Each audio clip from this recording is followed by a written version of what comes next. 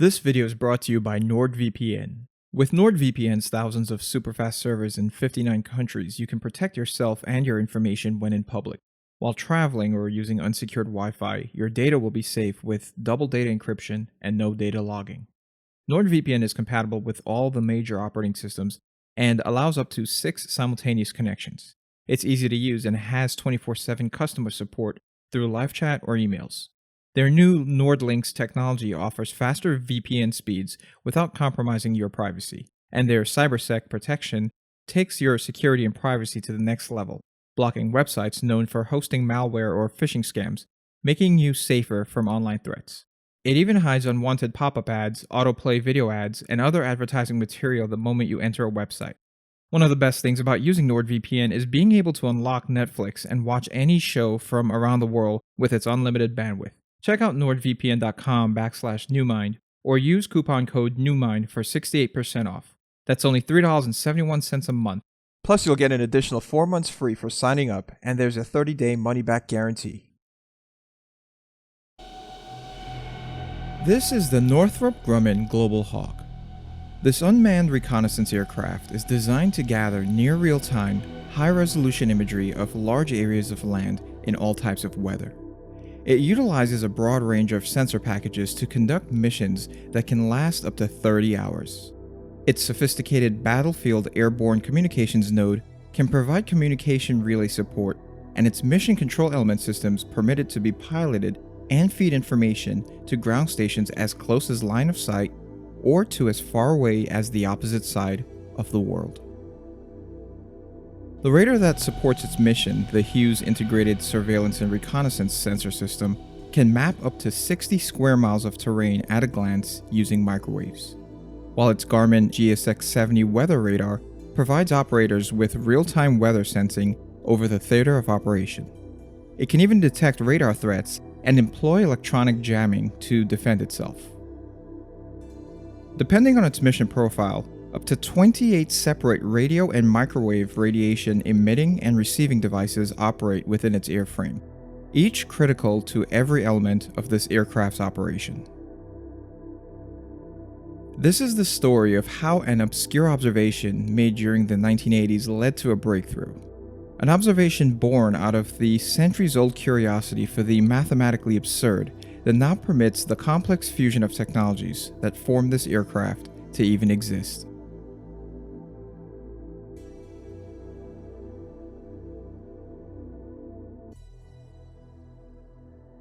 Our story starts in Africa, over the village of Labazanga in Mali. In 1988, Dr. Ron Aglash, a pioneer in the study of the relationship between math and culture, made a striking observation of this village and other similar traditional African settlements: geometric repetition. This theme was not limited to architecture. These recursive patterns would echo throughout much of African design and knowledge systems. These patterns would also appear within the artwork of other cultures, as well as in nature, with no obvious rules determining their form. In the Age of Enlightenment, the prominent mathematician and natural philosopher Gottfried Wilhelm von Leibniz would usher self-similarity into the world of mathematics with his ideas on recursive self-similarity. Leibniz conceptualized an object that exhibited a shape that looks exactly like a part of itself. This characteristic was so strange that he proposed it could only be found in the geometry of a simple, straight line. It would take almost 2 centuries of the world of mathematics falling deeper into abstraction, removing itself even further from intuition, for Leibniz's oddity to resurface. In the summer of 1872, German mathematician Karl Weierstrass presented a unique mathematical function to the Royal Prussian Academy of Sciences. Weierstrass's function exhibited behavior similar to that proposed by Leibniz in that it was self-similar when graphed. What made Weierstrass's function so troubling was that it operated on real numbers, yet produced a result that had the non-intuitive property of being everywhere continuous, but nowhere differentiable. Just imagining the implications of this was a demanding task at the time. It would take the arrival of computers a century later to even make visualizing his function possible. Once again, self-similarity was categorized as pathological. It was deviant and counterintuitive. The French mathematician famously described Weierstrass's work as an outrage against common sense.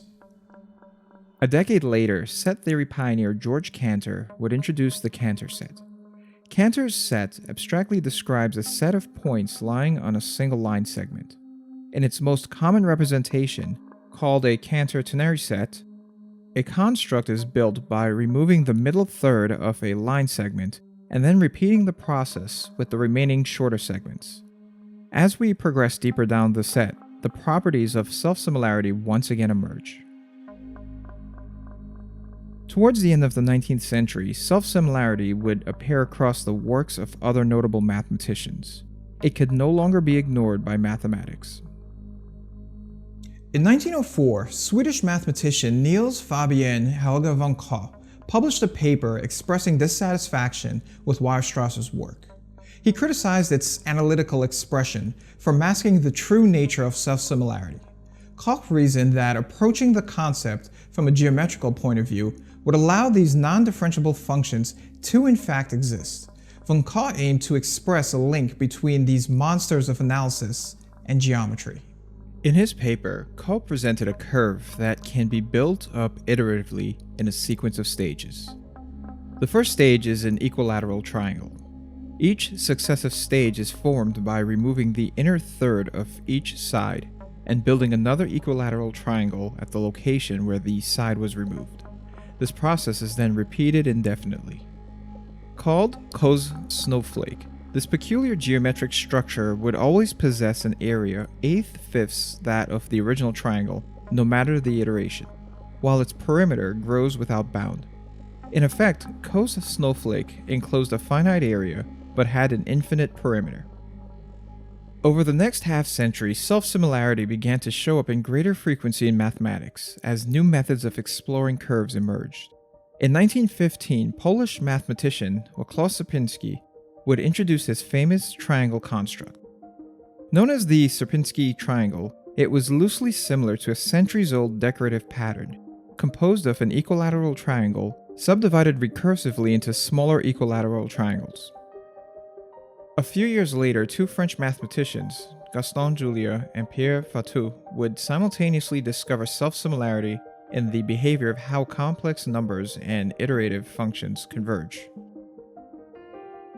Self-similarity began appearing across all of mathematics, but this was just the tip of the iceberg of something entirely new. In an attempt to formalize these new constructs, German mathematician Felix Hausdorff introduced the concept of a fractional dimension. This strange idea was developed to deal with the infinite nature of the length of these curves. It was described as a method for defining an object that was too detailed to be one-dimensional, but too simple to be two-dimensional.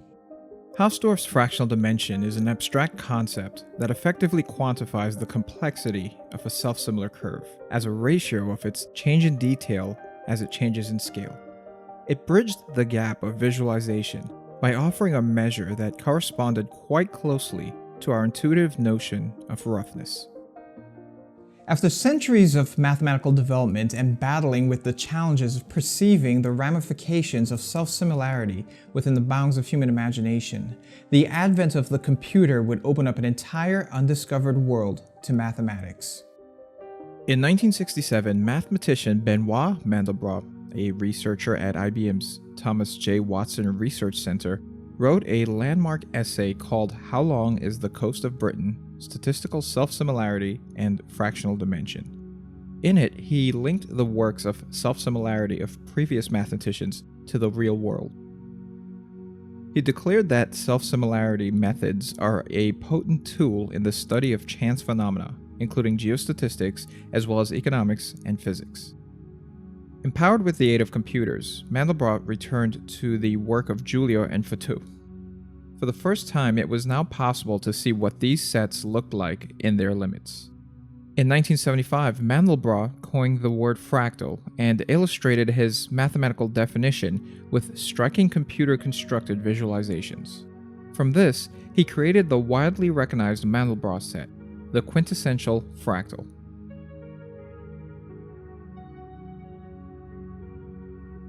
He not only invented the discipline of fractal geometry, but had also popularized it through its applications to other areas of science.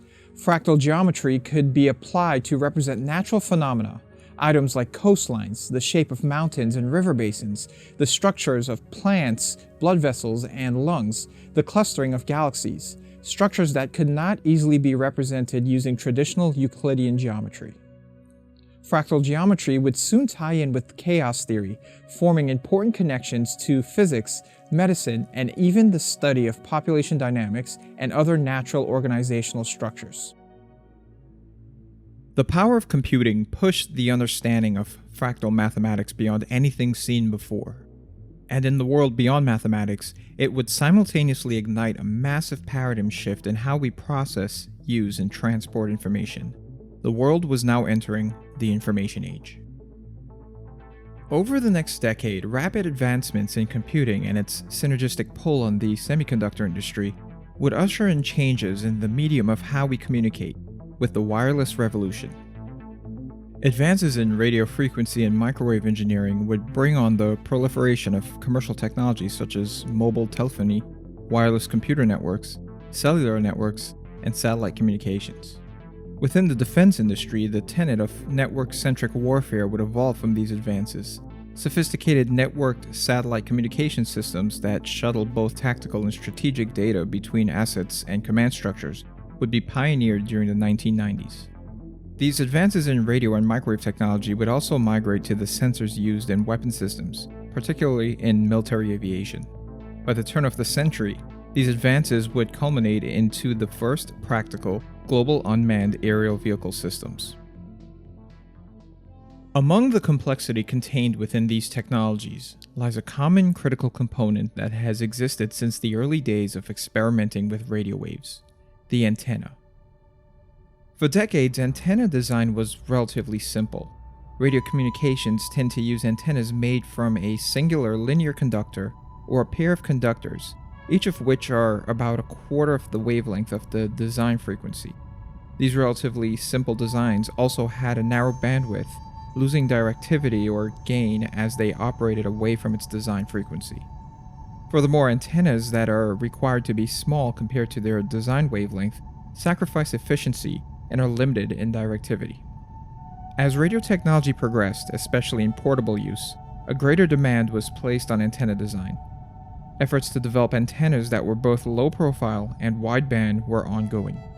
From this, a category of designs known as frequency-independent antennas were developed during the 1950s.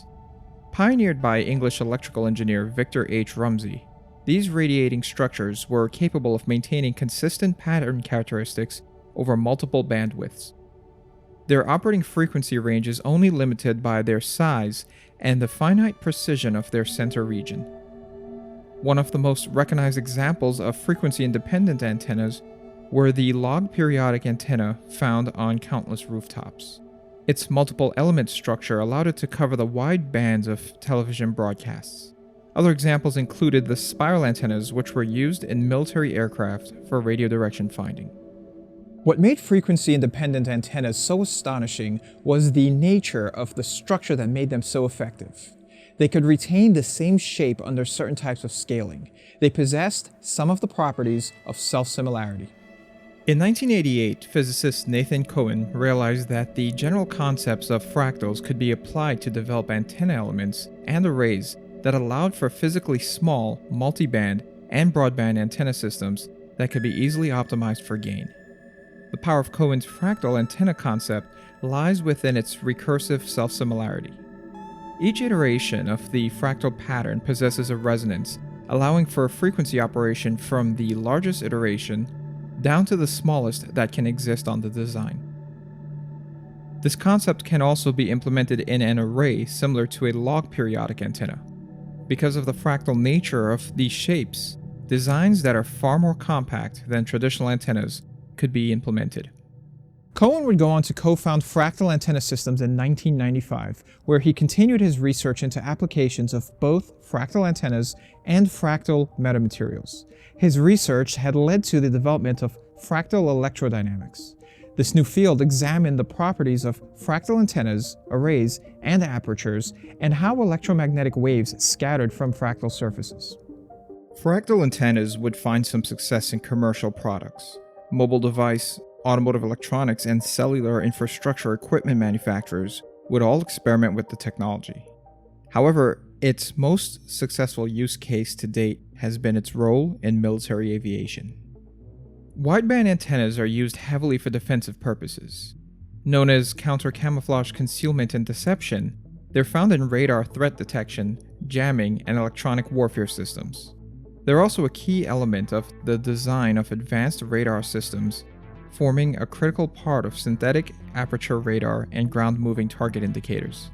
In unmanned aerial vehicles, they're key to the complex data links required for their remote operation. Not only does fractal antenna technology suit the performance requirements of these systems, but their compact and versatile nature even allows for antennas to be embedded into the airframe structure. This becomes especially important with stealth aircraft that require clean surfaces to maintain a low radar cross-section. As we move further into an even more connected future, this emergent field barely out of its infancy will play a key role in pushing the boundaries of wireless communications and how we sense the world around us. And behind it, a convergence of centuries of abstract ideas and a revolution that would not only bring the abstract into reality, but exploit it to the benefit of decades of advancement to come. Thanks again to NordVPN for sponsoring today's video. Please check out the link below or go to nordvpn.com/newmind and be sure to use coupon code NEWMIND.